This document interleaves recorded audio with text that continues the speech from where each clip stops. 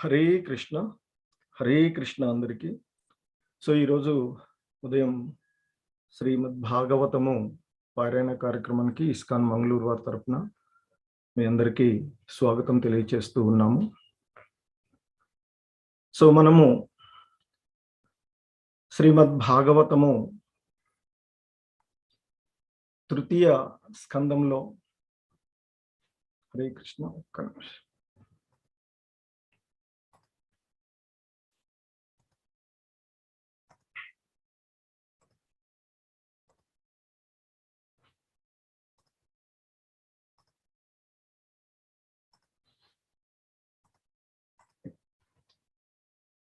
హరే కృష్ణ.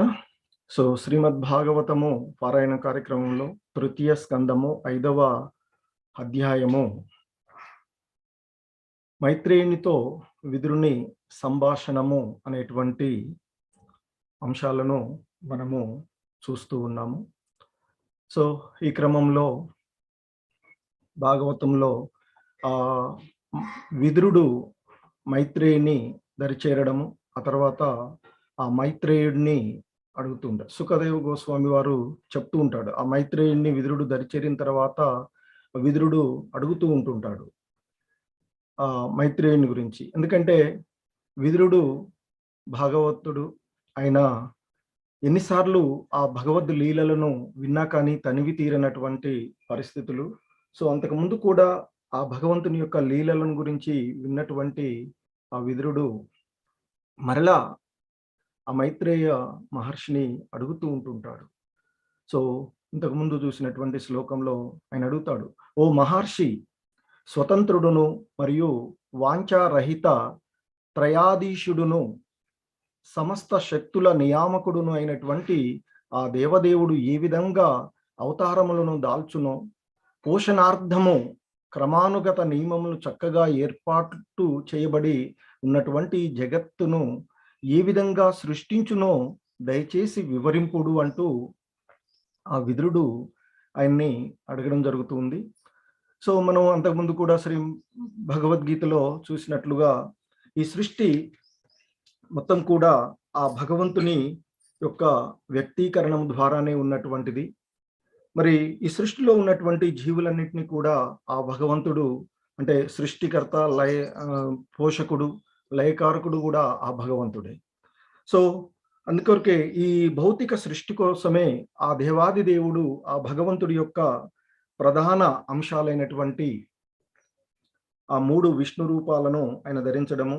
అందులో మొదటి విష్ణువు అయినటువంటి మహావిష్ణువు, తర్వాత గర్భోదక సాయి విష్ణువు, క్షీరోదక సాయి విష్ణువు అనేటువంటి ఆ విష్ణు రూపాలను ధరించడము.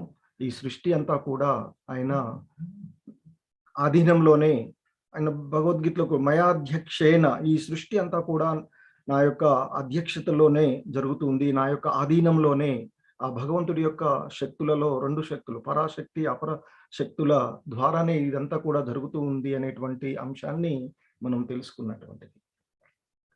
సో, ఇక నిన్న మనము పారాయణం చేసినటువంటి ఈ శ్లోకాలు 6వ శ్లోకము, 7వ శ్లోకాలలో భావము, వాటి యొక్క శ్రీల ప్రభుపాదుల వారి యొక్క వివరణ చూద్దాము ఒకసారిగా. ఓం నమో భగవతే వాసుదేవాయ. ఓం నమో భగవతే వాసుదేవాయ. నారాయణం నమస్కృత్య నరం చైవ నరోత్తమం దేవీం సరస్వతీం వ్యాసం తతో జయముదీరయేత్. నష్టప్రాయేష్వభద్రేషు నిత్యం భాగవత సేవయా భగవతే ఉత్తమ శ్లోకే భక్తిర్భవతి నైష్టికీ.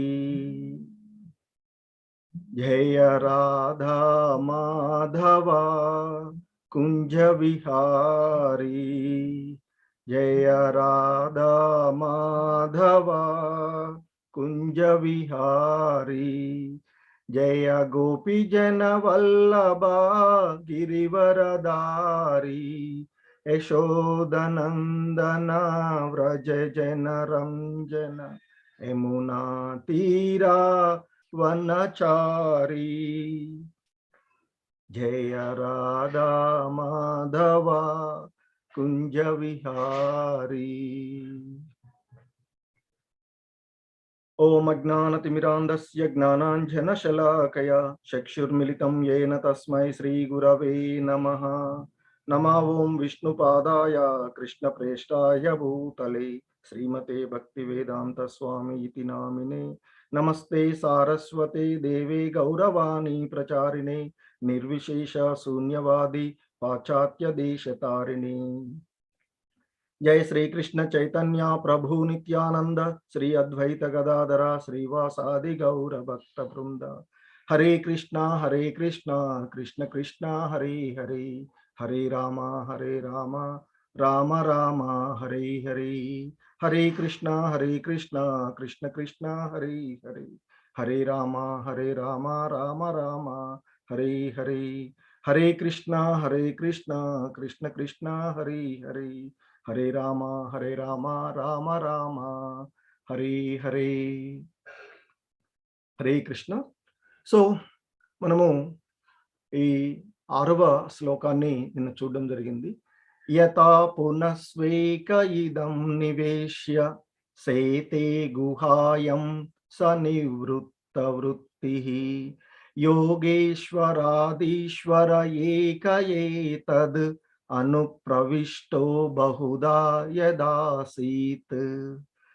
సో ఆయన ఇక్కడ మనకి చెప్తున్నటువంటి ఈ శ్లోకంలో అడుగుతున్నాడు ఆ విదురుడు, ఆకాశ రూపమున విస్తరించి ఉన్న తన హృదయం నందు శయనించి ఆ విధంగా సమస్త సృష్టిని ఆ మహా ఆకాశమునందుంచి పలు జీవులుగా, అంటే ఇక్కడ వివిధ జీవజాతులుగా వ్యక్తమయ్యేటటువంటి వారు. ఈ సృష్టిలో 84 లక్షల జీవజాతులు ఉన్నాయని చెప్తారు.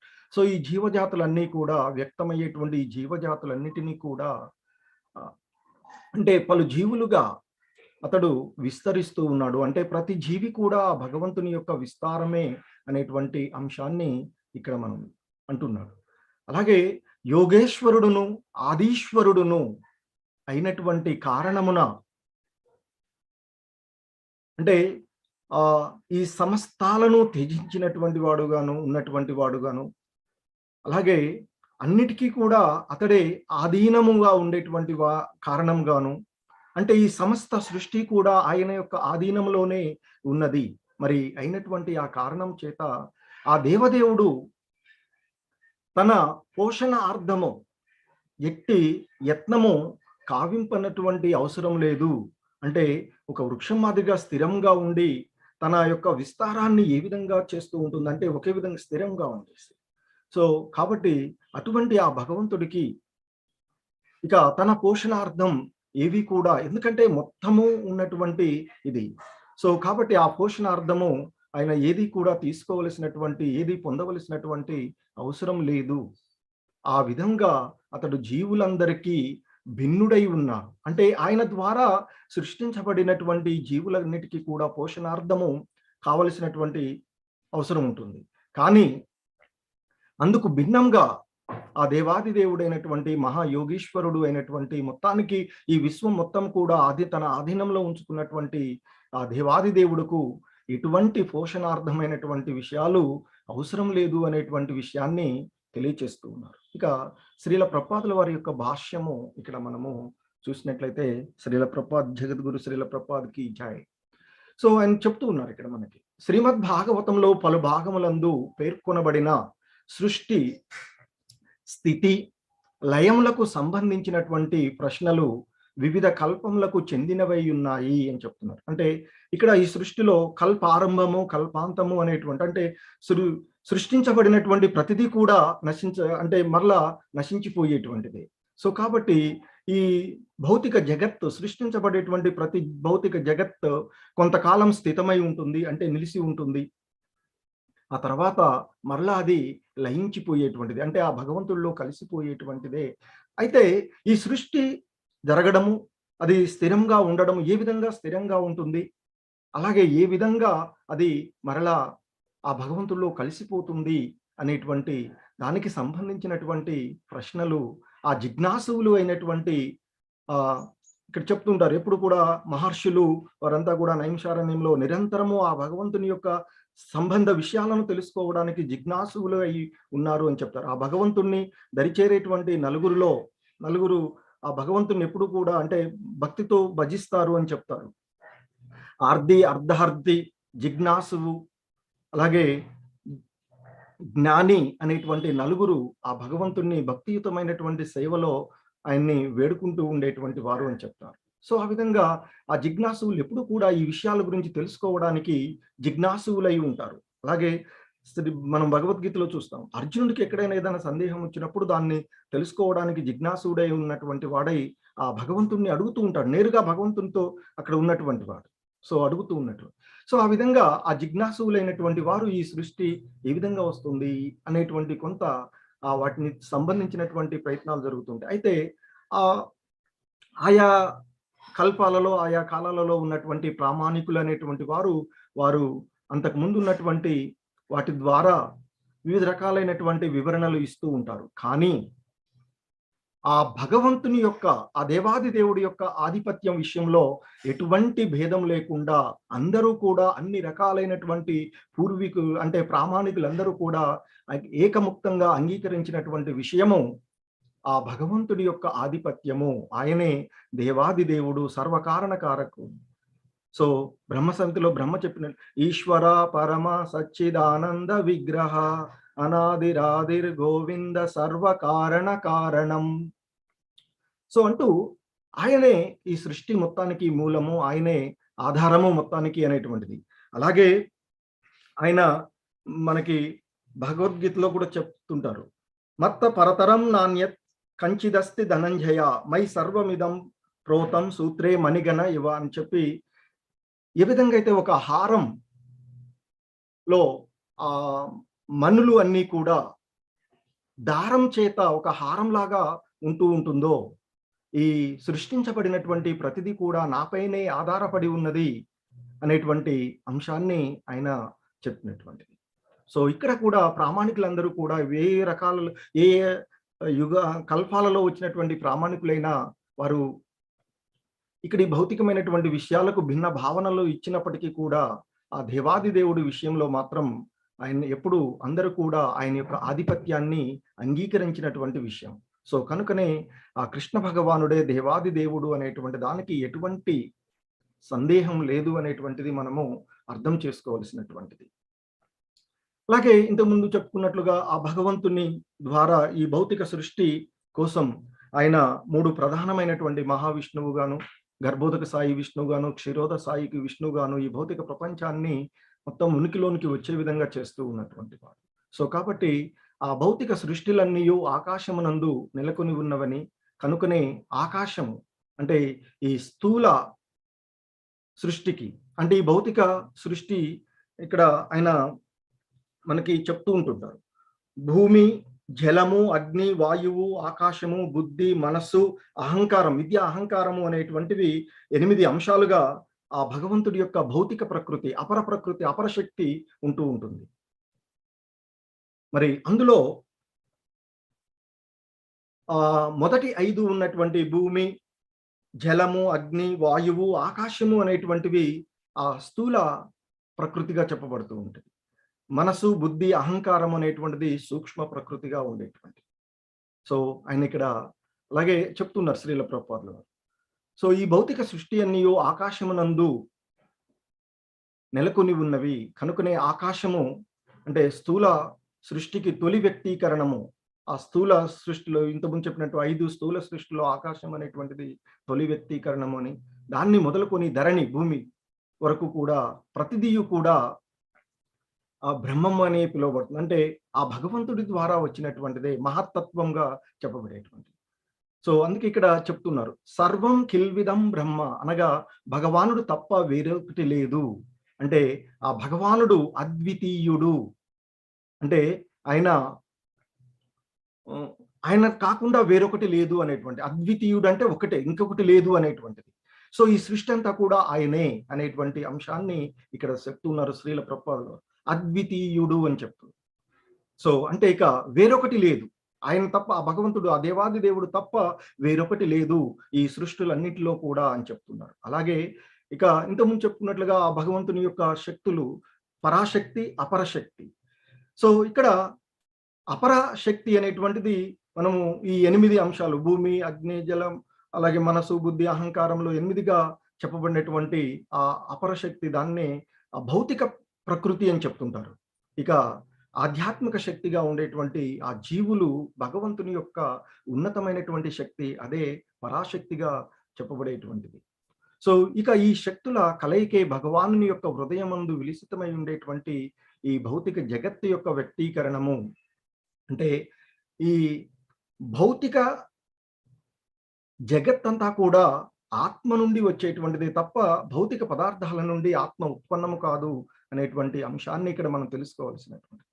అలాగే ఇక్కడ మొత్తము అంటే ఈ విశ్వాన్ని సృష్టించగలిగినటువంటి వాడు పరమాత్ముడు. పరమాత్ముడి నుంచి వచ్చినటువంటిది ఈ సృష్టి. అలాగే మామూలుగా ఉండేటువంటి జీవులు నుండి వచ్చేటువంటిది, జీవుడు సృష్టించబడేటువంటిది ఒక అందమైనటువంటి బిల్డింగ్స్ లేదా ఆకాశాన్ని అంటేటువంటి బిల్డింగ్స్ కన్‌స్ట్రక్ట్ చేయవచ్చేమో కానీ, ఈ విశ్వాన్ని సృష్టించలేడు. విశ్వాన్ని సృష్టించగలిగేటువంటిది ఆ భగవంతుడు మాత్రమే అనేటువంటి అంశము మనం ఇక్కడ తెలుసుకోదగినటువంటిది.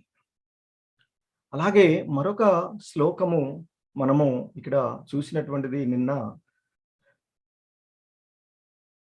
హరే కృష్ణ.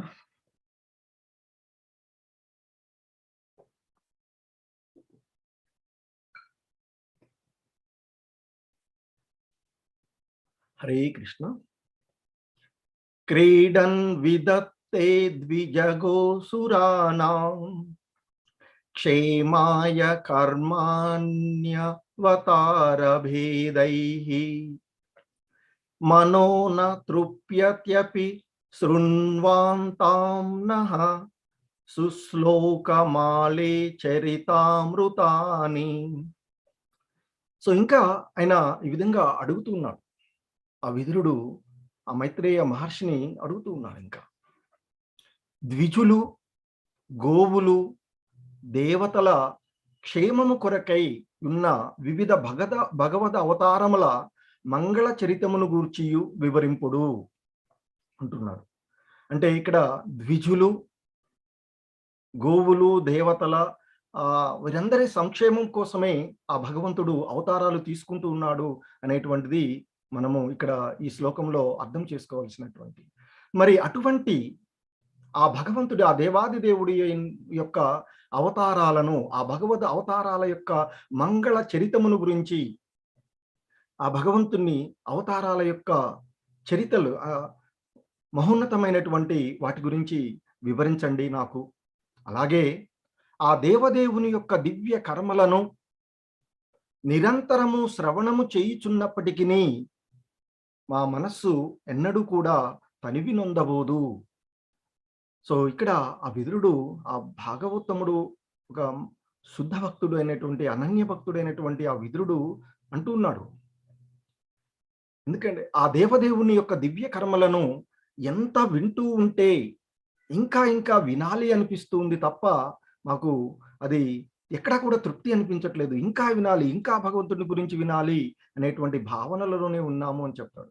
సో, భగవద్గీతలో కూడా అర్జునుడు అంటూ ఉంటాడు, నీ మాటల అమృతం అంటే అక్కడ చెప్తున్నటువంటి వాటిలో ఆయన బోధించినటువంటి ఆ బోధనలను విన్న తర్వాత అంటున్నాడు, నీ బోధనామృతము వింటూ ఉంటే నాకు తనివి తీరడం లేదు. ఇంకా ఇంకా నీవు ఈ సృష్టిలో ఏ ఏ విధాలుగా ఉన్నావో వినాలని నేను కోరుకుంటూ ఉన్నాను కృష్ణ అని అర్జునుడు అడుగుతూ ఉన్నాడు. సో, ఇక్కడ కూడా విదురుడు ఆ భగవంతుణ్ణి, అంతకుముందు ఆ విదురుడు ఆ భగవంతుని గురించినటువంటి లీలలు ఎన్నోసార్లు విన్నటువంటి వాడే.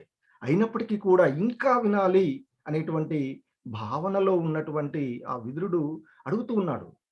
ఆ దేవదేవుని యొక్క దివ్య కర్మలను నిరంతరము శ్రవణం చేస్తూ ఉన్నా, ఎన్నిసార్లు వింటూ ఉన్నా, మీలాంటి మహానుభావుల దగ్గర ఎన్నిసార్లు వింటూ ఉన్నా అని చెప్తూ ఆ భావంతో అడుగుతూ ఉన్నాడు.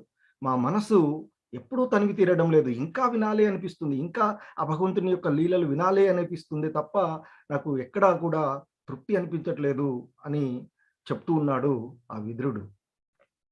సో, ఆ విధంగా ఈ శ్లోకంలో ఆయన అడుగుతూ ఉన్నాడు. అయితే శ్రీల ప్రభుపాదుల వారి యొక్క భాష్యము, శ్రీల ప్రభుపాద్‌కి జై. సో, ఆయన ఇక్కడ చెప్తున్నారు మనకి.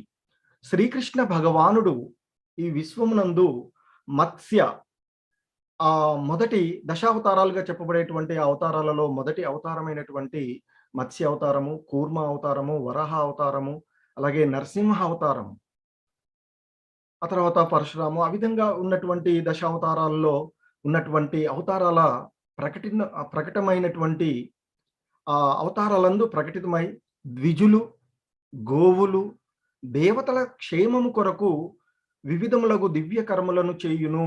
అంటే ఆ భగవంతుడు ఈ విశ్వమందు ఉన్నటువంటి ఆయన సృష్టించినటువంటి ఈ జీవులు, ద్విజులు అంటే ఇక్కడ జనులు అంటే మనము సాధారణంగా అర్థం ఈ యోని నుండి లేదా ఉద్భవించినటువంటి ఏదో ఒక యోని నుండి, గర్భం నుండి వచ్చినటువంటి వారు.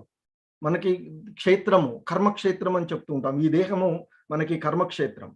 సో మానవులుగా ఉండేటువంటి జనులు అంటే ఇక్కడ యోని నుండి ఉద్భవించినటువంటి, క్షేత్రాల నుండి ఉద్భవించినటువంటి వారుగా చెప్పబడేటువంటి వారు జనులు. మరి సాధారణంగా మానవులలో అంటే ఇతర పశుపక్షాదులు అవి తీసుకున్నట్లయితే అవి ఏకజనులుగానే ఉంటుంటాయి. అంటే ఒకసారి జన్మ తీసుకునేటువంటివి ఉంటాయి. కానీ మానవ సమాజంలోకి వచ్చినట్లయితే ఇక్కడ మనకి వర్ణాశ్రమ వ్యవస్థ ఉంటుంది. బ్రాహ్మణులు, క్షత్రియులు, వైశ్యులు, శూద్రులు అనేటువంటి విధానంలో సాధారణంగా మనము ఒక అపోహలో ఉంటాం. ద్విజులు అంటే బ్రాహ్మణులు లేదా క్షత్రియులుగానే బ్రాహ్మణులు ముఖ్యంగా ఎక్కువగా వాడుకలో ఉన్నటువంటిది బ్రాహ్మణులు అనేటువంటిది. కానీ సాధారణంగా స్త్రీ పురుషుల కలయిక ద్వారా భౌతికమైనటువంటి జన్మ వచ్చినటువంటి వారు మామూలుగా జనులుగా వచ్చేటువంటి, మరి ద్విజనులు అంటే బ్రాహ్మణులు సాధారణంగా సాంప్రదాయాల్లో ఉపనయనము అని ఉంటుంది. ఆ తర్వాత అంతకుముందు వారు ఆచరించి బాల్యంలో తెలిసి తెలియక చేసినటువంటి ఏది కూడా పరిగణలోకి రాదు. ఆ తర్వాత ఎప్పుడైతే ఉపనయనం అవుతుందో ఆ తర్వాత జరిగేటువంటి దానికి వారు చేసేటువంటి కర్మలన్నీ కూడా చాలా అంటే జాగ్రత్తగా భగవంతు సంబంధంలోనే ఉండాలి అని చెప్తుంటారు. సో అలాగే మనకి ఇస్కాన్ సంస్థలో కూడా సాధారణంగా తల్లిదండ్రుల నుండి వచ్చేటువంటిది ఒక జన్మ అయితే, దీక్ష ద్వారా ఆధ్యాత్మికమైనటువంటి గురువు ద్వారా పరంపరలో ఉన్నటువంటి ఆ భగవంతుని యొక్క ప్రతినిధి అయినటువంటి దీక్షా గురువు ద్వారా దీక్ష తీసుకున్నటువంటి వారు ద్విజులుగా భావించబడేటువంటిది. అలాగే క్షత్రియుల్లో కూడా ఉంటుంది. వారికి రాజ్య పట్టాభిషేకానికి ముందు ఉపనయన కార్యక్రమాలు. సో ఆ విధంగా ఉంటుంది. సో కానీ ఇక్కడ శ్రీల ప్రభుపాదుల వారు ఈ ద్విజనులు అనేటువంటి దానికి ఇక్కడ చూపిస్తున్నారు. అంటే నాగరికుడు అనేటువంటి వాడు, అంటే నాగరికుడు అని సివిలైజేషన్ పర్సన్ అనిగా చెప్పబడాలి అంటే ఖచ్చితంగా అతడు ద్విజనులు అయి ఉండాలి. అంటే తల్లిదండ్రుల గర్భం నుండి రావడమే కాకుండా ఈ ఆధ్యాత్మిక జ్ఞానం వైపుకు వారు మరలాలి, ఆ ఆధ్యాత్మిక జ్ఞానాన్ని వారు స్వీకరించాలి అనేటువంటిది ఇక్కడ మనకి తెలియచేస్తూ ఉన్నటువంటి విషయం. సో అలాగే జనులు, అజనుల్లోకి చెప్పబడుతుంది. అజ్యుడు అంటే ఇక్కడ భగవంతుడు, దేవాది దేవుడైనటువంటి కృష్ణ భగవానుడు ఆజ్యుడుగా చెప్పబడేటువంటి, అంటే ఈ క్షేత్రం నుండి కానీ యోనుల నుండి కానీ ఉద్భవించినటువంటి వాడు, అంటే జననమే లేనటువంటి వాడు ఆ భగవంతుడు. అందుకని అజ్యుడుగా చెప్పబడేటువంటి వాడు. సో అలాగే ఆ బ్రహ్మ కూడా అజుడుగా చెప్పబడుతుంటారు. కృష్ణ భగవానుడి ద్వారా సృష్టించబడినటువంటి వాడు. సో ఆ విష్ణువు, బ్రహ్మలు. సో కాకపోతే బ్రహ్మకి ఆయన యొక్క కాల పరిమితి ఉంటుంది. బట్ దేవాది దేవుడు మాత్రము ఎప్పటికీ శాశ్వతంగా ఉండేటువంటి వాడు, జనన మరణాలకు అతీతంగా ఉండేటువంటి వాడు. సో ఇక్కడ ఇంకా వారు ఆ ద్విజత్వము నొందిన వాడే నాగరికుడు అని చెప్తున్నారు. అదే దీక్ష తీసుకుని ఆధ్యాత్మికమైనటువంటి జన్మ ఆ గురువు ద్వారా వచ్చేటువంటిది అంటే దీక్ష తీసుకోవడం ద్వారా ఇక్కడ చెప్తుంటారు మనకి ఇక్కడ. సో మానవుడు తల్లిదండ్రుల కలయిక చేత జన్మ బడయును, కానీ నాగరికుడైనటువంటి మనుజుడు ఆధ్యాత్మిక గురువు సంపర్కం మరి ఒక జన్మనందును, అంతటా ఆధ్యాత్మిక గురువే నిజమైన తండ్రి యగును. దేహమును సీన తల్లిదండ్రులు ఈ ఒక్క జన్మకే తల్లిదండ్రులు. ఎందుకంటే ఈ దేహాన్ని, ఈ భౌతికమైనటువంటి దేహాన్ని పొందినటువంటి మనకి ఈ ఒక్క జన్మకే ఈ స్త్రీ పురుషులిద్దరూ కూడా తల్లిదండ్రులుగా ఉంటుంటారు. అంటే ఇక్కడ ఈ చెప్పబడినటువంటి వారు. కానీ ఇక ఒకసారి ఆ గురువు ద్వారా, ఆధ్యాత్మిక గురువు ద్వారా జన్మ ఎత్తినట్లయితే, ద్విజుడుగా మారినట్లయితే, ఇక మరలా జన్మ ఉండదు. ముక్తి పొందేటువంటి అవకాశం ఉంటుంది. ఆ భగవంతుని యొక్క దివ్యధామాన్ని చేరుకుంటారు కనుక, ఇక ఆ గురువే, ఆ భగవానుని యొక్క ప్రతినిధిగా ధర్మపరుడైనటువంటి ఆ గురువు మాత్రము నిత్య జనకుడై ఉన్నాడు అని చెప్తున్నారు. ఎందుకంటే శిష్యుని ఆధ్యాత్మిక ముక్తి వైపుకు, ఆ జీవితపు పరమగమ్యం, ప్రతి జీవుడి యొక్క పరమగమ్యము ఆ భగవంతుడికి సేవ చేసుకోవడము, ఆ సేవను ద్వారా ఆధ్యాత్మికంగా ముక్తి పొందడము, అంటే ఆ భగవంతుని యొక్క దివ్యధామాన్ని చేరుకోవడము, ఆ భగవంతుడి యొక్క పాదపద్మాలకు చేరుకోవడం అనేటువంటిదే ఆ జీవితపు ప్రతి జీవుడి యొక్క పరమగమ్యము, అంతిమ గమ్యము అని చెప్తూ ఉన్నారు. సో మరి అలాగే ఇక్కడ మరొక మాట కూడా చెప్తున్నారు. ఏమిటంటే శిష్యుని ఆధ్యాత్మిక ముక్తి వైపుకు నడుపుట ఎనున్నది గురువు యొక్క బాధ్యత. అంటే ఇక్కడ గురువును కూడా బాధ్యునిగా చేసి శ్రీల ప్రభుపాదుల వారి యొక్క భాష్యంలో మనకి ఇస్తూ ఉన్నారు. అంటే నాగరిక మనుజుడు అనేటువంటి వాడు, మానవుడు జనుడు అనేటువంటి వాడు తప్పక ద్విజుడు కావలసి ఉన్నది. సో లేకపోతే అతడు ఇక ఇతర జీవులకు, ఈ మానవ జన్మకి తేడా లేదు అనేటువంటి విషయాన్ని మనము తెలుసుకోవలసినటువంటిది. అలాగే మరి మనము పొందినటువంటి ఆత్మల ద్వారా ఈ భౌతిక దేహం, అంటే ఈ భౌతిక దేహం మనం చూస్తూ ఉంటాం. చిన్న పిల్లల్లో పుట్టినప్పుడు అంటే పుట్టగానే చాలా చిన్నగా ఉంటాం. ఆ తర్వాత క్రమక్రమంగా పెరుగుతూ వస్తూ ఉంటుంటాం. పెరిగి కొంత సమయం తర్వాత పెరుగుదల ఆగిపోతుంది, స్థిరంగా ఉంటాం. ఆ తర్వాత క్షీణించిపోతూ ఉంటుంటుంది. ఇదంతా మనలో ఆత్మ ప్రవేశించినప్పుడు మాత్రమే జరిగేటువంటి విషయం. సో కాబట్టి ఈ భౌతిక పదార్థాలు ఏదైనా కానీ ఆధ్యాత్మిక పదార్థమైనటువంటి ఆ భగవంతుడి యొక్క దివ్య శక్తి, ఆధ్యాత్మిక శక్తి ద్వారా మాత్రమే వృద్ధి చెందుతుంది. అంతేకాని భౌతిక శక్తి ద్వారా ఆధ్యాత్మికమైనటువంటిది ఉత్పన్నము కాదు అనేటువంటి అంశాన్ని మనం తెలుసుకోవలసినటువంటిది. సో ఇంకా అయితే మరి ఈ దేహాన్ని పొందినటువంటి, ఈ భౌతికమైనటువంటి దేహాన్ని పొందినటువంటి మనము, అంటే మానవ దేహంను పూర్ణత్వాన్ని వృద్ధి చేసుకోవడానికి ఆ ద్విజనులతో పాటు ఇక్కడ మనకి చెప్తున్నటువంటి, అంతకుముందు ఇచ్చినటువంటి ఇక్కడ ద్విజులు, గోవులు, దేవతల క్షేమం కొరకు, ఈ ముగ్గురు గురించి ఇక్కడ మనకి వచ్చినటువంటి దాన్ని శ్రీల ప్రభుపాదులు వారు ఇస్తున్నారు. అంటే ఇక ఆ మానవ దేహము పూర్ణత్వాన్ని వృద్ధి చేసుకోవడానికి గోవు అత్యంత ముఖ్యమైనటువంటి జంతువుగా చెప్పబడుతుంది. ఆ గోవు ఏదైతే ఉందో అది చాలా ముఖ్యమైనటువంటి జంతువుగా చెప్పబడుతుంది. అది ఎందుకంటే మనకు ఆహారాన్ని ఇవ్వడం ద్వారా, పాలను ఇవ్వడం ద్వారా మనలో ఆధ్యాత్మిక గోవు పాలు తీసుకోవడం అని చెప్తారు. అందుకనే ఈ బఫెలో పాలు కానీ, నెయ్యి కానీ మనం వాడొద్దు అని చెప్తుంటారు. ముఖ్యంగా అంటే సరే, ఇప్పుడు దాదాపుగా అన్ని మనకి ఇవి వస్తున్నాయి. సో కాబట్టి మనకి ఉన్నటువంటి ఆ పరిస్థితులలో గోవు అత్యంత ముఖ్యమైనటువంటిదిగా చెప్పబడుతుంది. దాని యొక్క ఆహారం చేతనే దేహము పోషించబడుతుంది అనేటువంటిది మనకి పూర్వకాలం నుండి ఉన్నటువంటి. కానీ ఆధ్యాత్మిక జ్ఞానము మర్మములను తెలుసుకున్నట్లుగా మానవ మేధస్సును వృద్ధిపరచుకోవడానికి ముఖ్యంగా ఆవు పాలు అవసరమై ఉన్నవి అని చెప్తున్నారు. అది సైంటిఫిక్ గా కూడా ప్రూవ్ చేయబడినటువంటి అంశం. కనుక నాగరిక మనుజుడు పళ్ళు, కూరగాయలు, ధాన్యము, చక్కెర, పాలు వంటి ఆహారములపైననే జీవించాలి. సో అందుకే మన 4 రెగ్యులేటివ్ ప్రిన్సిపల్స్ అనేటువంటిది ఇస్కాన్ సంస్థలో ఇవ్వడం జరుగుతుంది. వాటిని పాటించాలి అనేటువంటి విధానం. సో ధాన్యము, చక్కెర, పాలు వంటి ఆహారములపైనే జీవించాలి అని, అటువంటి ధాన్యాదులను ఉత్పత్తి చేయడానికి, అంటే మనకు పాలు గోవు ఇస్తూ ఉన్నట్లయితే అందుకనే గోమాత అని పిలుస్తాం గోవుని. అలాగే మరి ఈ ధాన్యాలను ఉత్పత్తి చేసుకోవడానికి వ్యవసాయాన్ని చేయడానికి మనకు పూర్వకాలం నుండి ఉన్నటువంటి ఆ వృషభం, ఎద్దులు మనకు ఉండేవి. సో వృషభము సహాయపడినటువంటి కారణంగా అది ఒక విధంగా మానవులకు తండ్రి వంటిదై ఉన్నది అని చెప్తూ ఉన్నారు. ఇక మానవులకు పాలన సిగేటి కారణంగా గోవు తల్లి వంటిది. కనుకనే ఈ మానవుడు అంటే ద్విజుడుగా మారినటువంటి ఆ నాగరిక మానవుడు వృషభములకు పూర్ణ రక్షణను ఒసగవలసినటువంటి బాధ్యత మనకి ఉన్నది అని శ్రీల ప్రభుపాదుల వారు గుర్తు చేస్తూ ఉన్నటువంటి అంశం. ఇంకా చూస్తూ ఉన్నట్లయితే అక్కడ మనకు ప్రస్తావనలోకి వచ్చినటువంటి వారు మూడవ రకమైనటువంటి వారు ద్విజులు, గోవులు, దేవతల వీరి యొక్క రక్షణార్థము వీరిని క్రమమైనటువంటి పద్ధతుల్లో ఉంచడానికి ఆ భగవంతుడు వివిధ అవతారాలు తీసుకోవడం జరుగుతూ ఉండేటువంటి అంశాల్లో.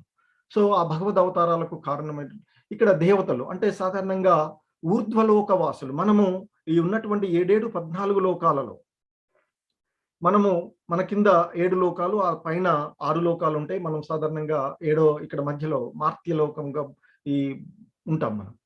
సో అయితే ఆ ఊర్ధ్వ లోకాలలో ఉన్నటువంటి జీవులు అంటే దేవతా సమూహాలుగాను, ఇతర యక్షులు, గంధర్వులుగా వీళ్ళు చెప్పబడేటువంటి మహర్షులు ఉండేటువంటి తపోలోకాల్లో, ఆ తర్వాత అత్యున్నతమైనటువంటి లోకం బ్రహ్మలోకం. ఆ భగవంతుడి ద్వారా సృష్టించబడినటువంటి ఆ భగవంతుడి యొక్క నాభి ద్వారా హిరణ్య గర్భుడుగా ఉండేటువంటి ఆ బ్రహ్మ. సో మానవుల కన్నా అత్యున్నతులుగా వారు ఊర్ధ్వలోకాలలో ఉన్నటువంటి వారు చెప్తున్నారు. వారి జీవనమునకై శ్రేష్టమైనటువంటి ఏర్పాట్లు కలిగి ఉన్నటువంటి కారణమున వారు మానవుల కన్నా అతి విలాసవంతమైనటువంటి జీవితమును సాగిస్తారు. అందుకే మనము అంటూ ఉంటారు, మంచి పనులు చేస్తే స్వర్గానికి వెళ్తావురా అంటే ఉన్నత లోకాలకు వెళ్తాము. మనం ఇంతకుముందు భగవద్గీతలో కూడా చెప్పుకుంటాం. మనకుండేటువంటి సత్వ, రజో, తమో గుణాలలో కనీసం సత్వ గుణాలు 3 గుణాలను వదిలివేసి ఉండాలి. గుణాతీతుడై ఉండాలి భగవద్ధామాన్ని చేరుకోవడానికి. కనీసం ఆ సత్వగుణ భావనలలో ఉన్నట్లయితే సుఖాలను పొందేటువంటి ఊర్ధ్వలోకాలకు వెళ్ళి అక్కడ ఆ దేవతలు అనుభవించేటువంటి సుఖాలను అనుభవించడము, ఆ పోగు చేసుకున్నవన్నీ ఖర్చు అయిపోగానే మళ్ళీ వచ్చి కింద పడుతుంటాం. ఆ రంగుల రాట్నంలో లాగా ఈ జనన మరణ చక్రాలలో మనం తిరుగుతూ ఉంటుంటాం. సో ఇక్కడ చెప్తున్నారు, వారు మానవుల కన్నా కూడా అత్యున్నతులుగా భావించబడుతున్నారు. అయినప్పటికీ కూడా వారందరూ కూడా మరి ఉన్నతులే. ఇప్పుడు బ్రహ్మ కూడా ఆ భగవంతుడినే కీర్తిస్తూ ఉంటుంటాడు. అత్యున్నత లోకం వరకు భావించబడేటువంటి భౌతిక ప్రపంచంలో, భౌతిక సృష్టిలో అత్యున్నత లోకమైనటువంటి ఆ బ్రహ్మలోకం వరకు కూడా ఆ బ్రహ్మ కూడా భగవంతుడినే కీర్తిస్తూ ఉంటుంటాడు. బ్రహ్మ సంహిత గాని అవన్నటువంటివి. అలాగే వీళ్ళందరూ కూడా. సో వారందరూ కూడా భగవంతుని భక్తులే అని చెప్తున్నారు. ఆత్మానుభవం కొరకై ఉన్నటువంటి నియమిత జీవనమునకు ప్రత్యక్షంగా బాధ్యులు నాగరిక మనుజుడు, గోవు, దేవతలు వారికి రక్షణ నొసగుటకు భగవానుడు ఇక వివిధ అవతారాలు తీసుకుంటున్నారు అని చెప్తున్నారు. అందులో ముఖ్యంగా మనము చూసినటువంటి ఆ మత్స్య అవతారము, కూర్మ అవతారము, అంటే ఈ తర్వాత వరహ అవతారము, నరసింహ అవతారము అనేటువంటి అవతారాల్లో ఆయన వస్తూ ఉన్నారు అని. సో ఇక ఆ విధంగా ఈ దేవతలు నాగరిక మానవుల యొక్క వారికి సహాయపడేటువంటి ఉన్నతమైనటువంటి మానవులు మనం ఉన్నతగా కొనసాగడానికి ఈ గోవు ఉద్దేశించబడినది అని చెప్తూ ఉన్నటువంటి అంశము. ఇంకా చెప్తున్నారు శ్రీల ప్రభుపాదుల వారు, ద్విజులైనటువంటి నాగరిక మనుజులు, గోవులు, దేవతల రక్షణ కొరకై శ్రీకృష్ణ భగవానుడు వనరించు లీలలన్నీయు దివ్యములు. మంచి చరిత్రలను, కథలను వినుటకు మానవుడు కుతూహలుడై ఉండెను. అంటే ఎప్పుడు కూడా వినడానికి. సో ఎందుకంటే అదే చెప్తున్నారు. ఇప్పుడు విదురుడు కూడా అన్నది అదే, ఆ మైత్రేయ మహర్షిని అడిగినటువంటిది. నేను నిరంతరము ఆ భగవంతుని యొక్క లీలలను శ్రవణం చేస్తూ ఉన్నా, నాకు ఇంకా తనివి తీరడం లేదు. సో కనుక నేను ఇంకా వినాలనుకుంటున్నాను మీలాంటి వారి ద్వారా అంటూ అడుగుతూ ఉన్నారు. సో అందుకే శ్రీల ప్రభుపాదుల వారు ఇక్కడ చెప్తున్నటువంటి అంశాలు కూడా. సో ఇక్కడ ఇంకా ఆయన అంటున్నాడు, ఆ జీవుల యొక్క వికాసము నొందినటువంటి అభిరుచులను సంతృప్తి పరచడానికి ఈ భౌతికమైనటువంటి విషయాలలో అనేకమైనటువంటి పుస్తకాలు, పత్రికలు, దినపత్రికలు లభ్యమవుతుంది. కానీ ఈ సాధారణమైనటువంటి పత్రికలు ఇవన్నీ కూడా మనము ఇంతకుముందు కూడా వైష్ణవ సాంప్రదాయాల్లో చూస్తాం. ఈ సాధారణమైనటువంటి లిటరేచర్ ఏదైతే ఉందో ఇదంతా కూడా జీవుడి యొక్క సమయాన్ని వ్యర్థం చేసేటువంటిదే అని చెప్తారు. కానీ భగవంతుని సంబంధమైనటువంటి ఆ భగవత్ సంబంధమైనటువంటి కథలు, ఆ భగవత్ సంబంధమైనటువంటి ఆధ్యాత్మిక గ్రంథాలే మనకి జీవుడిని ఉన్నతంగా చేర్చడానికి ఉపయోగపడేవి. అందులో మనం చూసేటువంటి వార్తాపత్రికలు వీటి గురించి మనం చూస్తూ ఉన్నటువంటి అంశం కూడా అదే. ఒక వార్తాపత్రిక వస్తే ఉదయం రాగానే దాన్ని చదువుతాం, తీసి తర్వాత పక్కన పడేస్తాం. ఆహ్, పేపర్ బాయ్ ఎప్పుడో వస్తే వాడిని పడేసేటువంటిది. కానీ భగవత్ సంబంధమైనటువంటి పుస్తకాలు ఎక్కడైనా ఒకసారి బయటకి వెళ్ళినప్పుడు ఎప్పుడైనా మనం తీసుకొచ్చుకున్నాం అనుకోండి. సో, వాటిని భద్రంగా ఇంట్లో పెట్టుకుంటాం. బయట పడవేయం. సాధారణమైనటువంటి ఏ గ్రంథము వార్తాపత్రికలైనా ఆ! లేదు వీక్లీలు, మాసపత్రికలు ఏది తీసుకొచ్చినా చదువుతాం. తర్వాత తీసి పడేసేది. తర్వాత వాడికి వేసేటువంటిది. కానీ ఆ భగవత్ సంబంధమైనటువంటి కథలకు సంబంధించినటువంటివి ఉన్నట్లయితే వాటిని మనము ఎప్పుడూ కూడా చాలా జాగ్రత్తగా భద్రపరచు. ఇప్పటికి కూడా మన లో ఉంటుంది. భగవద్గీత ఇస్తే తీసుకుపోయి ఆ పూజా మందిరంలో పెడతారు చదవడం కంటే కూడా. సరే, ఇప్పుడిప్పుడు అందరికీ కూడా అవగాహన వస్తుంది. ముఖ్యంగా ఇస్కాన్ మంగుళూరు వారు ప్రతి ఒక్కరికి కూడా ఈ భగవత్ తత్వాన్ని తెలియచేయడానికి ఆన్‌లైన్‌లో ఫ్రీగా క్లాసులు ఏర్పాటు చేస్తూ చాలా దోహదపడుతూ ఉన్నటువంటి అంశము. సో, ఇక మరి మనము ఇక్కడ చూస్తే భౌతికమైనటువంటి ఆ లిటరేచర్ అంతా కూడా ఆ విధంగా తగ్గిపోయేటువంటిదే. కానీ భగవద్గీత, శ్రీమద్ భాగవతం వంటి దివ్య వాస్మయపు సొగసు ఎట్టిదంటే అవి ఎన్నడూ కూడా పాతబడవు. నిత్య యవ్వనముగా ఉండేటువంటివి అని చెప్పబడుతున్నది. నాగరికత మనుజుని చేత ప్రపంచమునందు అవి గత 5,000 సంవత్సరాలుగా చదవబడుతూ ఉన్నటువంటివి. భగవద్గీత, భాగవతము అనేటువంటివి ఆ వ్యాస మహర్షి మన కలియుగంలో మనకి ఈ మందబుద్ధి కలిగినటువంటి ఈ మనుజులు ఆహ్, స్మృతి అంశాలను గుర్తుపెట్టుకోలేరు అనేటువంటితో మనపైన కరుణతో, ఈ కలియుగ జనులపైన కరుణతో ఆయన గ్రంథీకరించడం జరిగింది. అప్పటి నుండి కూడా ఈ భగవద్గీత, భాగవతాలు ఎప్పుడూ కూడా ఇంకా నిత్య నూతనంగానే ఉండేటువంటివి. సో, భగవద్గీత మరియు భాగవతపు శ్లోకములను నిత్యము వల్లించినను ఆ విదురుని వంటి భక్తులకు తనివి తీరడం లేదు అని చెప్తున్నారు. ఆయన అందుకే మైత్రేయుడిని కలుసుకోవడానికి పూర్వము విదురుడు ఆ కృష్ణుని లీలలను పెక్కుమార్లు వినియుండును. అయినను వానిని వినుటలో అతడెన్నడును తనివినొందనదున వాటిని తిరిగి వల్లింపమని, మళ్ళీ వినాలి నేను అనుకుంటున్నాను, మళ్ళీ నాకు చెప్పండి అని ఆ కృష్ణ భగవానుని యొక్క మహిమాన్విత్వాన్ని, లీలలు, దివ్య స్వభావం ఇదియే అని చెప్పి శ్రీల ప్రభుపాదుల వారు ఈ శ్లోకం యొక్క భాష్యాన్ని ముగిస్తూ ఉన్నారు. హరే కృష్ణ అందరికీ ధన్యవాదాలు. చాలా ఓపికగా వినండి. సో